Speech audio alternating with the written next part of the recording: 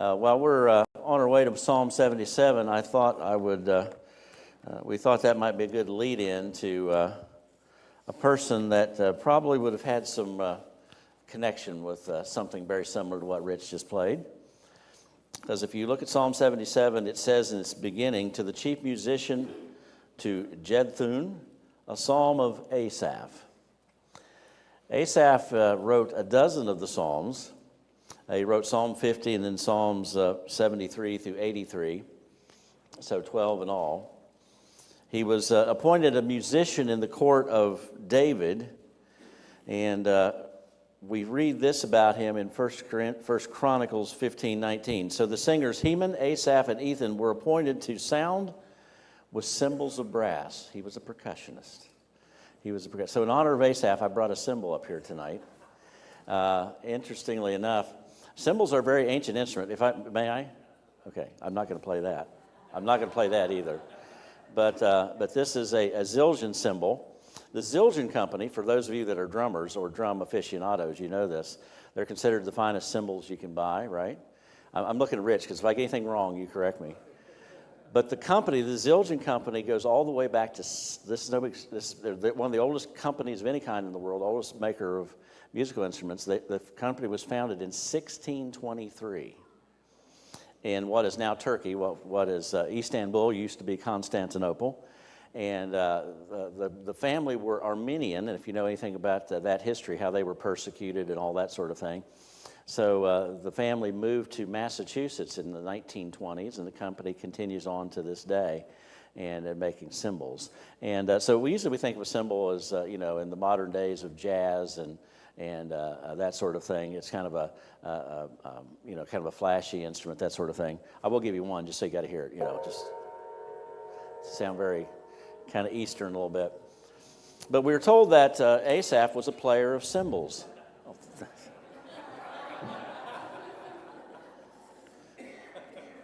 They're mocking me now. That's what they're doing. But probably this is speculative, because we don't know we know what a lyre probably sounded like, and that could be replicated because all music, all sound is made by vibrations passing through the air.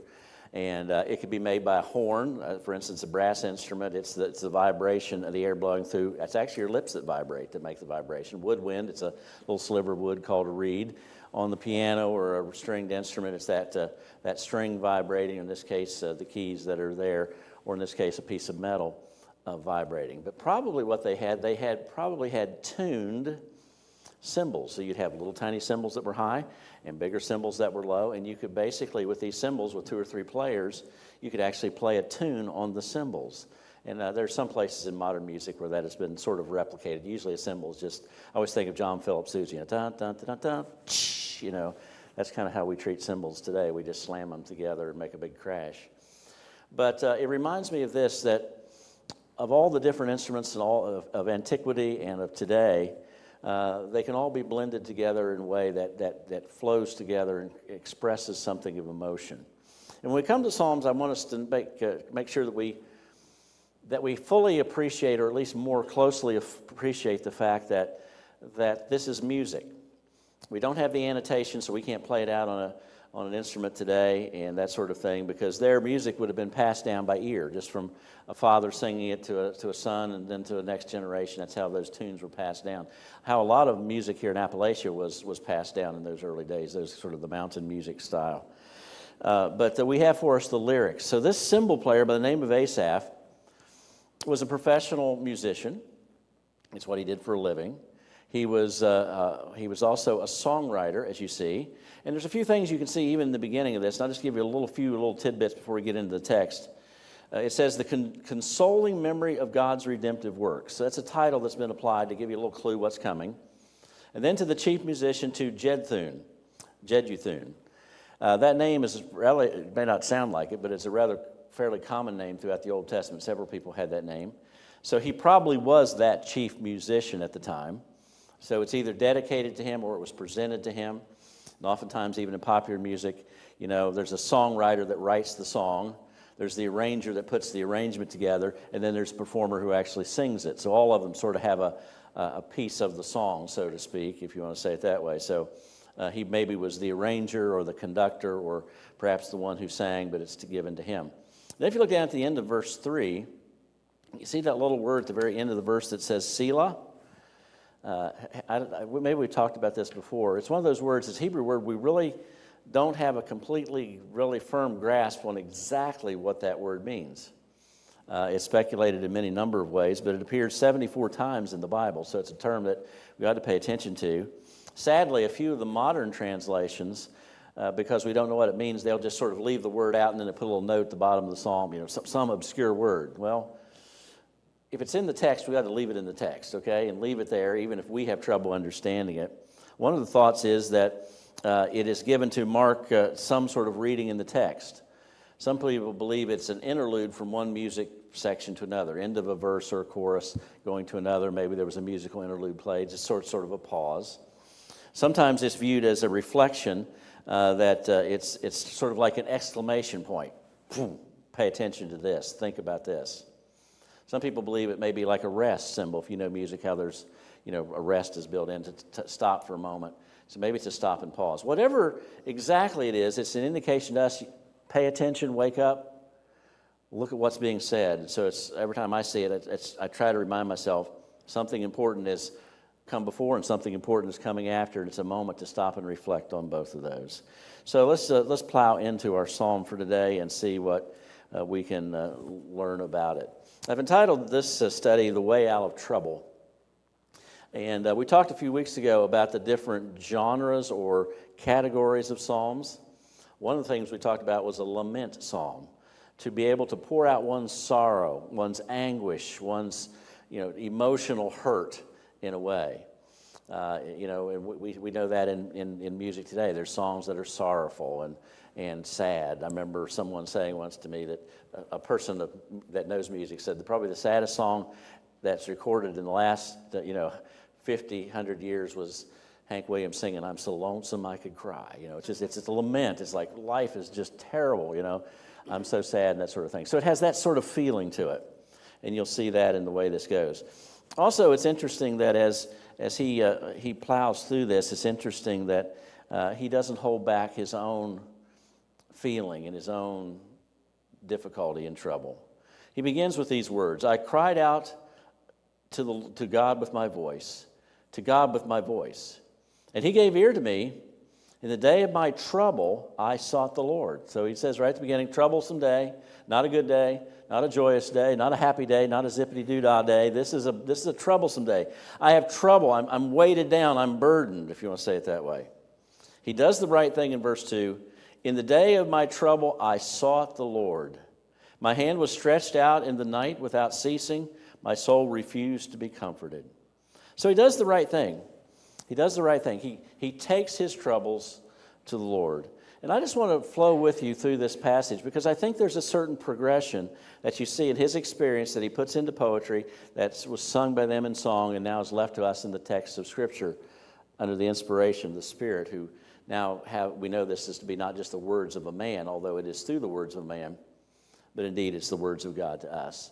And he gives us some words that we could say, and he gives us some maybe some strategy or some way to flow through our own troubles, and some advice that may help us because there's a certain progression.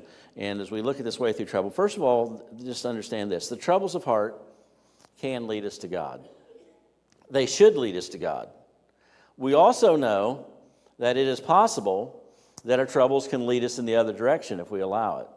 It can lead us to despair. It can lead us to anger. It can lead us to rejecting our faith. It can lead us to all sorts of troublesome things. But it should lead us to God. Sometimes we should stop and say that our problems really are ways that God is somehow at work. And maybe we'll never quite figure out how this all fits. Maybe we'll never kind of get it all put together. And sometimes it just seems so overwhelming that we have trouble with it. But we know that somehow it is something of God's doing.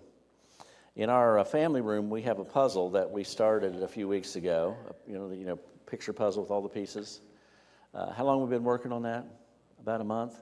About a month, maybe over a month. Do you think we'll ever get it together? More than once we said, maybe we should just put this one back in the box. Okay, this is It's bigger than our usual puzzles, and it's complicated. We'll let you know if we get it finished, okay? But it's difficult to get all the pieces put together, and at some point it becomes frustrating rather than enjoyable, perhaps. But we understand that we can look at the box on the outside and see that's a nice looking picture there. And if we can get it together, it's going to be very nice. But that's how he looks at life. It just doesn't seem to fit. But we should just be able to say, this should lead us to God. And that's what these first 6 verses are all about. I love how he begins by saying, I know the Lord has given ear to me. I know he's listening. I don't doubt that he's there. I don't think he's not paying attention to me. In the day of my trouble, I sought the Lord. My hand was stretched out in the night without ceasing. Now, it gives us a little indication here of when it is he's praying, right? In the night. He is up. He's not sleeping soundly. He's not sleeping peacefully. He's not resting comfortably. He's indeed taking this to the Lord. It says, my soul refused to be comforted. There was nothing I could do to self-soothe my anguish of heart. He does not tell us what he's troubled about. It could have been a loss. It could have been some hurt, some betrayal. It could have been imagine what it could be. I'm actually frankly glad that he doesn't summarize it in great detail, because that makes it then all purpose. Whatever our troubles are, whatever we're going through, this is the right path to walk along with to find some help in that trouble. So he begins by praying. He's led to God. He goes and talks to God. He says, verse 3, I remembered God and was troubled. I complained and my spirit was overwhelmed. He's taken it to God. He's directing his thoughts to God, but indeed he's still troubled by God. Now, there's something interesting that takes place in these verses. In the first half of this psalm, in the first 10 verses, the personal pronouns I, me, and my are found over 20 times, while the names of God are only found 7 times. And then the last 10 verses, it sort of reverses. So his focus is very much on himself. He's very, very much feeling it. He's in the trouble, and we understand that. And he needs to get from one place to the other, but this is where he's at the moment. Someone has described the flow of thought of all of this psalm in these words, and I thought I'd just share them with you. This is not original with me. Verses 1 through 6 are sighing. Verses 7 through 10 is sinking. Verses 11 through 15 is singing. And verses 16 through 20 is soaring. I wish I could come up with great outlines like that, but I have to get them from someone else. But anyway, I thought that was a good summary, because he does move from this place. This is not where he stays. This is not where he ultimately lands. But you can see his trouble. But he's still thinking about the Lord. And he says, I remember the Lord was troubled. Now, why is he troubled? Well, we're going to see a little bit of that later on, but basically it comes down to this. I prayed, and God has not answered. I asked for some relief, and God has not granted it. I've asked for some understanding and wisdom, and I have not received it yet. So he's wondering why there hasn't been a response. Of all the things we deal with in our Christian life, that's one of the most difficult. We know God loves us. We know we're trying to live for him. We pray about things, and God does not always answer when we would like, and oftentimes he doesn't answer the way we would like him to answer. And how do we deal with that? And I'm glad this is in the Psalms to kind of help us understand that and be reassured by it. Verse 4, you hold my eyelids open. I am so troubled I cannot speak. There's various things that can keep you awake at night. You can be in pain. You can be have something going on physically. But a lot of why we can't sleep at night is we get our mind in a certain place. I usually describe when I have those moments, I can't get my brain shut off. I wish I could find the off switch, but it's sort of like in high gear. It keeps going over, especially if there's something that causes some anxiety or some trouble or whatever. I'm not telling you anything that you haven't experienced. And that's what he's experiencing. But I love the way he says it very picturesque. You hold my eyelids open. You're preventing me from closing my eyes and sleep. I'm so troubled that I cannot speak. I have considered the days of old, the years of ancient times. Now that's something he's going to come back to. So just kind of file that away, the old times, the ancient times, okay? I call to remembrance my song in the night. I meditate within my heart, and my spirit makes diligent search. So it's this spinning over and over again, this turning over. I'm trying to search. I'm trying to figure out what this means, is what he says in the end of verse 6. I meditate within my heart. I'm thinking about me. I'm thinking about, and that's again another one of those moments when he's focused on self. He's thinking about himself. I call to remembrance my song in the night. Well, he's a musician by trade, all right? It's natural. He's going to go to a song. If he lived in today's world, he'd put his earbuds in and, get his phone out and play a few tunes probably. My songs at night, I'm rehearsing songs and maybe those were songs that once brought him some consolation and brought him some comfort, but now they're not having the desired effect. They're not really working well.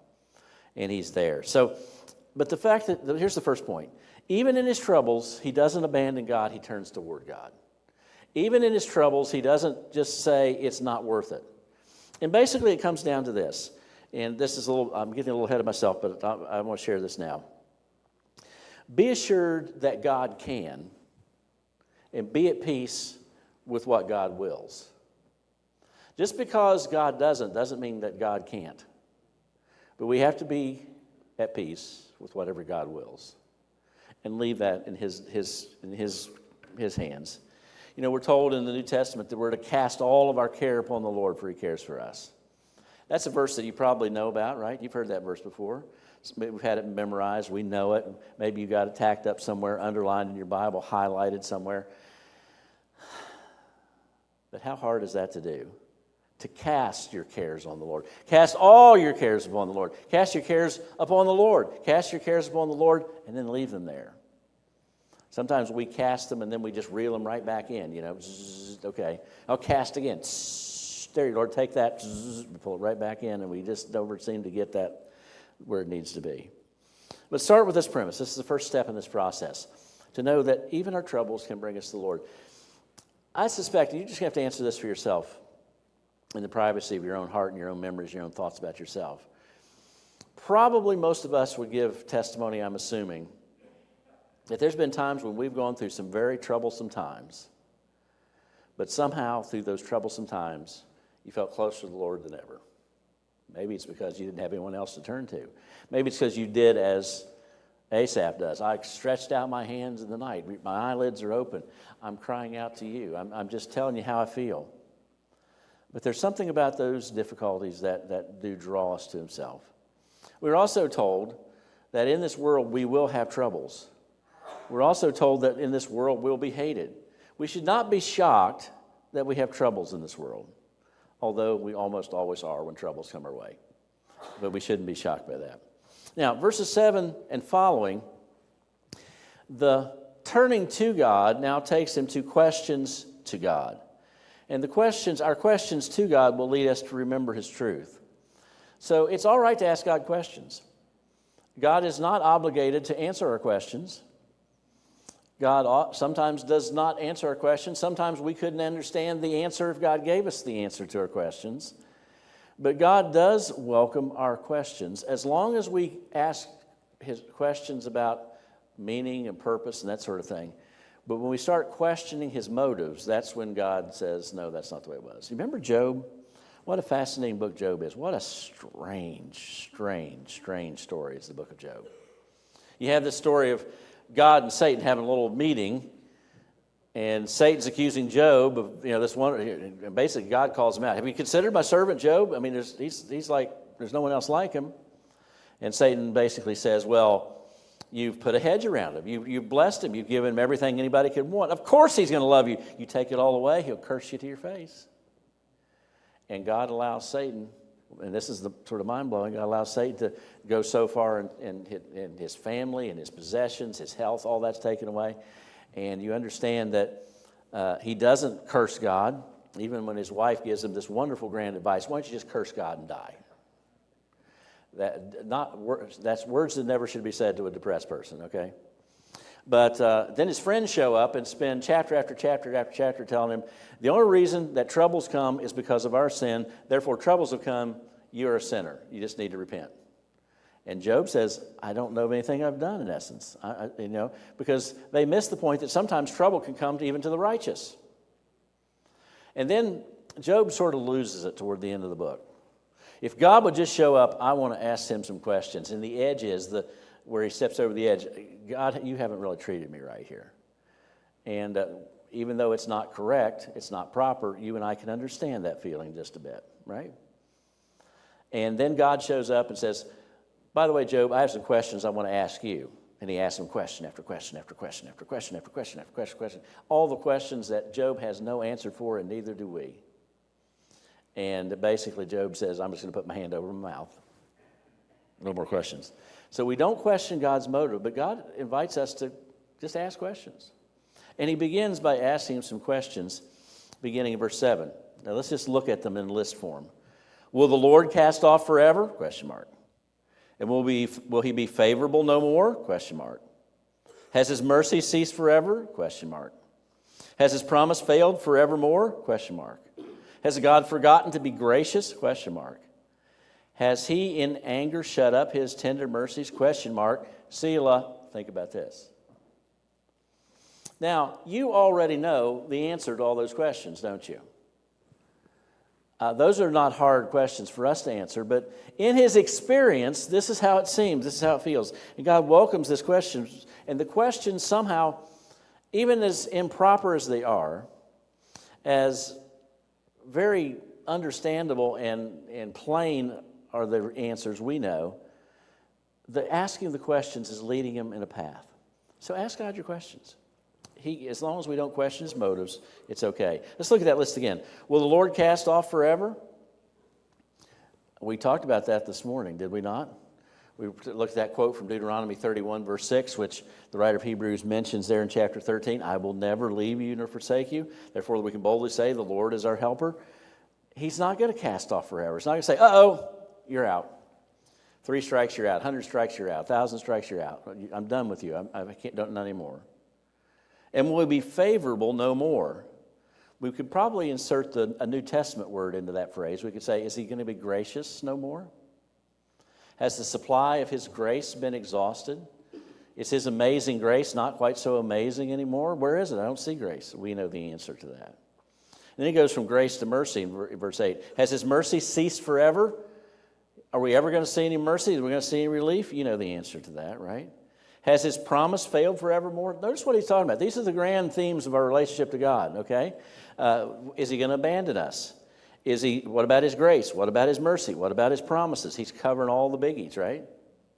Have your promises failed? Is that going to be the permanent thing? Has God forgotten to be gracious? Has God just simply forgotten about us, that he's overlooking us, that he's just so busy that he can't look in on us? You know the answer to that. You know that's a negative response to that. Has he in anger shut up his tender mercies? That tender mercies is a word that flows all through the Psalms. We could probably do a study on that before we're done in Psalms. It's the Hebrew word hesed or hesed, however you want to pronounce it. And it's described tender mercies or royal love. It's just a word of how God is so magnificent in his benevolence. He's way beyond anything we can imagine. So he's saying, in his anger, he shut up his tender mercies. The fact that God-like love, mercy, grace, benevolence, is that gone too? He asks those questions, and those questions moves him along. It moves him along to this place that he is. So now we're left with, where do we go from there? He's taken his troubles to the Lord. That's a good thing. He's asked his questions of the Lord. That's a good thing. It's obvious that he was assailed with doubts that find expression in these questions of unbelief. And he basically says this, verse 10, and I said, this is my anguish, and I will remember the years of the right hand of the Most High. Basically, to that point, the right hand of the Most High, he believes, has changed. From treating me well, blessing me, to now the blessings have dried up. Gracious and the grace is not seen. Mercy, the mercy is gone. The promises is something I've always stood upon and rested on. Now I don't see anything to stand on. So he's in a very bad place. He's in a very dark place. He needs someone to come to him and help him out. We don't need the Job friends type, but we need someone to come. But God's about to reach out and reorder his thinking. By the way, this is a characteristic. I know you're going to do another one of Psalms, one of Asaph's Psalms here in a few weeks, Pastor Adam. But it's sort of a similar format. Here, this is bad. This is what I'm feeling. This is what I did. And then suddenly it all pivots and turns. That moment of sort of like the presence of God, like a cloudless moon rising over the ocean. Suddenly bright and brilliant, and suddenly it's dazzling. You can't look away. And that's where he's about to get. That leads us to number 3. The questions to God will lead us to remember God's truth. And we're about to see that transition here in just a moment, which ultimately will lead us to the worship of God. All right? So let's go back to verse 10 and 11. And I said, "This is my anguish. I will remember the years of the right hand of the Most High. I will remember the works of the Lord. Surely I will remember your works of old. I will meditate on all your work and talk of your deeds. Your way, O God, is in the sanctuary. Who is so great a God as our God, the God who has done wonders? You have declared your strength among your people." And I'll stop there for just a moment. There's nothing in my life that's going right, he says. I feel terribly alone. I feel terribly unavailable to the resources that I thought I would get to God. I'm really discouraged. I can't sleep. I prayed to God and I haven't gotten an answer. I've asked my questions to the Lord, and it just, the answers of my experience do not seem to match what I think they should be. So where's he going to go with that?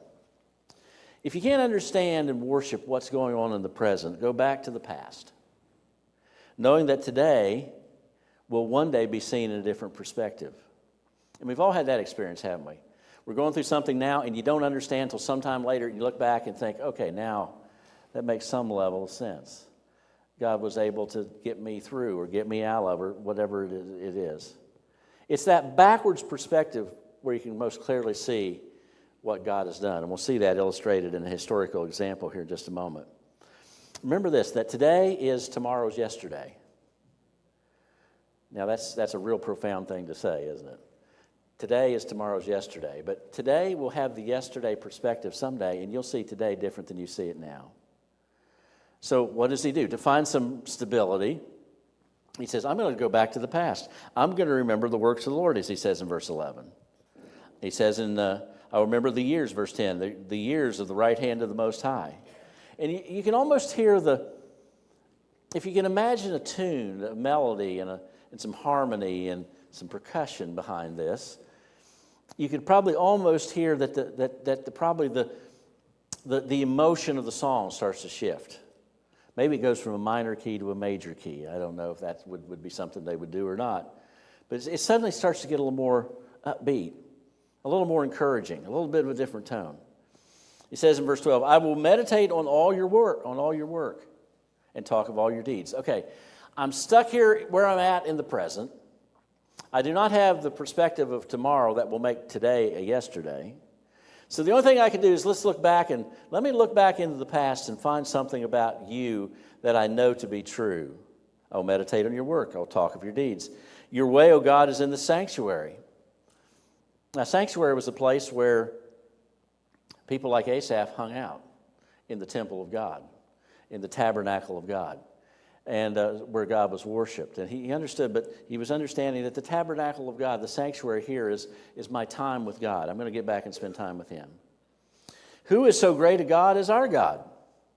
Now, there's the first question that he answers that really is helpful and encouraging. By the way, if you have questions, that might be a good question to supplant the other questions. Lord, why am I feeling so alone? Why am I feeling so down? Why am I feeling whatever it is?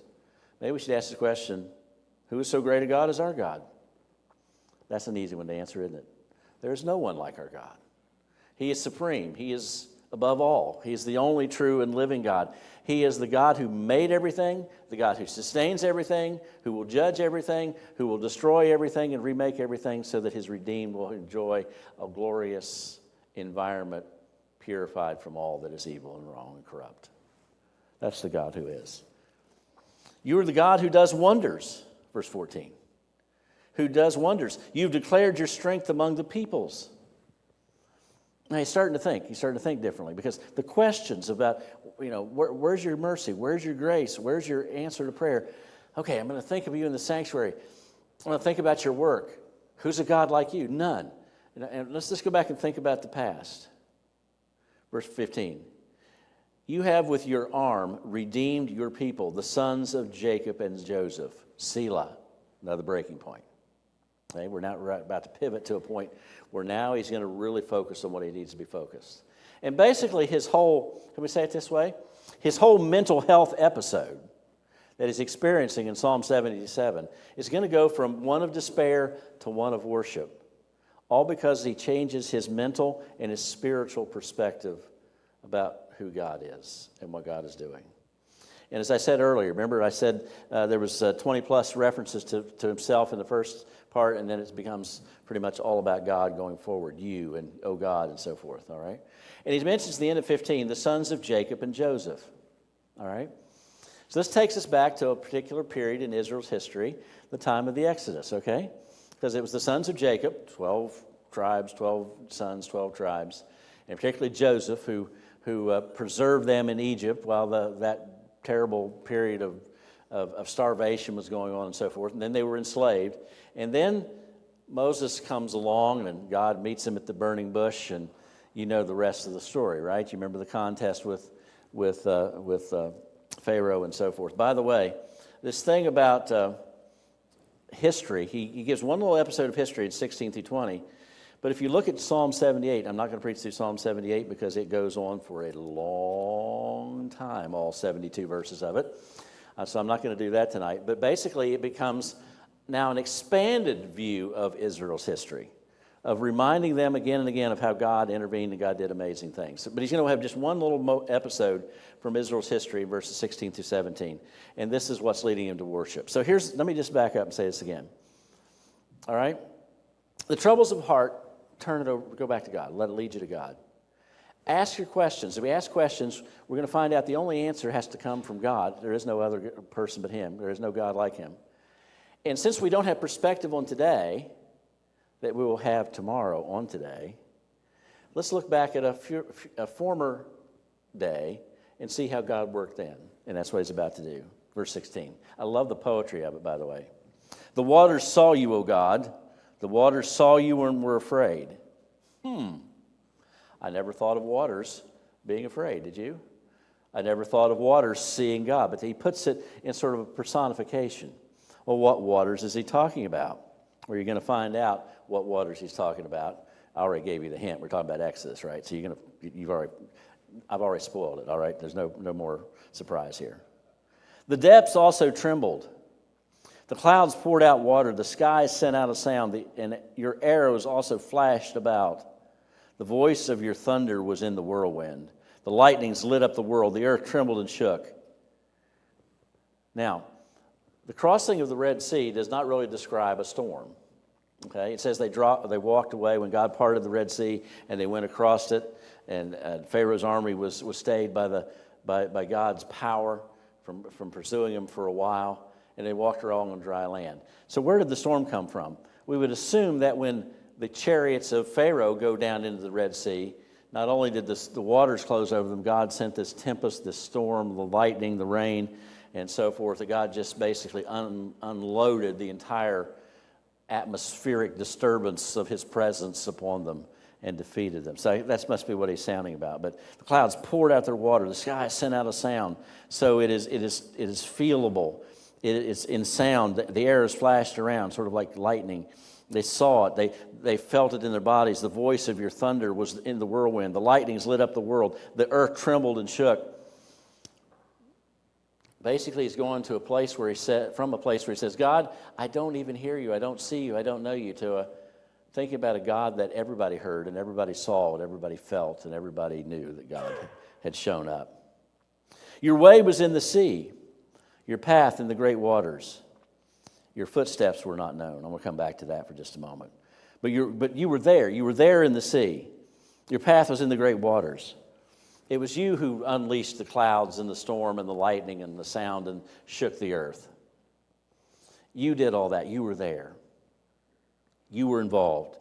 And I find my encouragement, and we should as well, in the fact that God can. As I said earlier, we need to be assured that God can. And we need to be at peace with whatever God wills. God doesn't always show up and part the waters in some dramatic display. God doesn't always heal the sick. God doesn't always give us some miracle. But you know what? If nothing else, we need to be reminded of Scripture and in our own experience, looking back, that God indeed is able and God indeed can, and we can count on Him. Be sure that God can be at peace with what God wills. When we can't understand and worship in the present, go back to the past, knowing that today today will one day be seen in the perspective of the past. Today is indeed tomorrow's yesterday, and that's the perspective we have. All right? Now, I love this in the end of 19. Your footsteps were not known. Get the picture of this. Yeah, they knew God was at work, but they didn't see Him. They didn't see Him in visible form. They saw the effects of His power, but they didn't see Him. They couldn't see the footprints of God going across that land at the bottom of the Red Sea.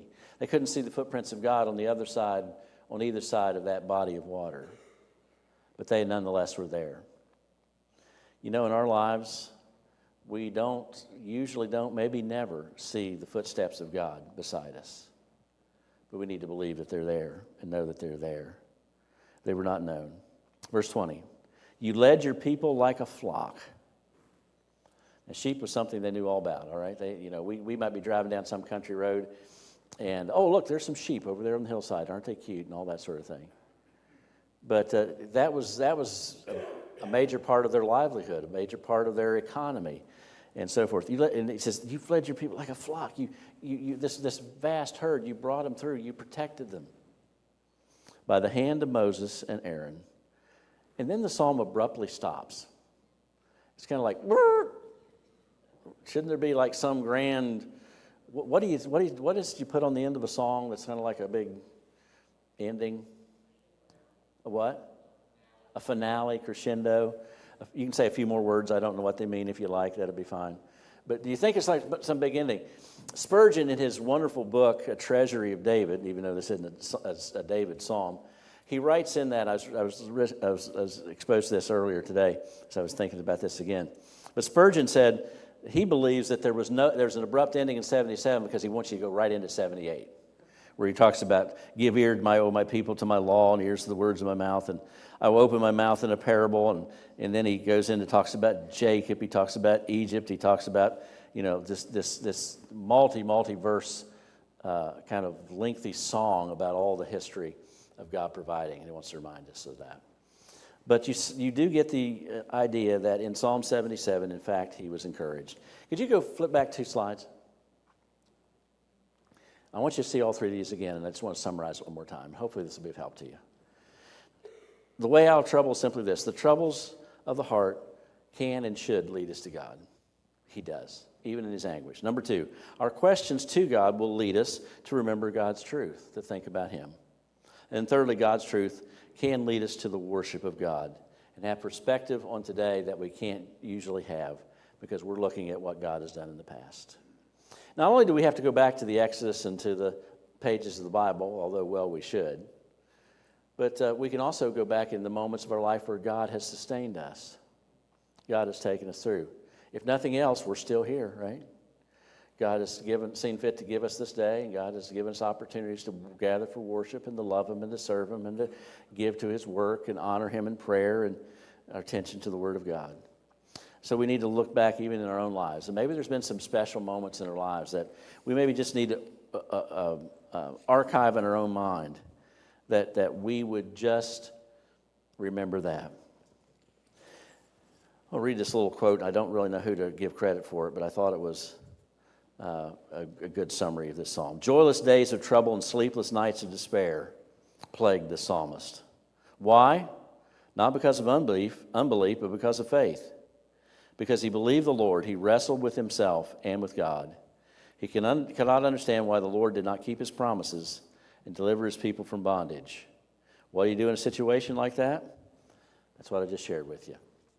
Let your troubles take you back to God. And as they take you back to God, let your questions lead you to the truth. And let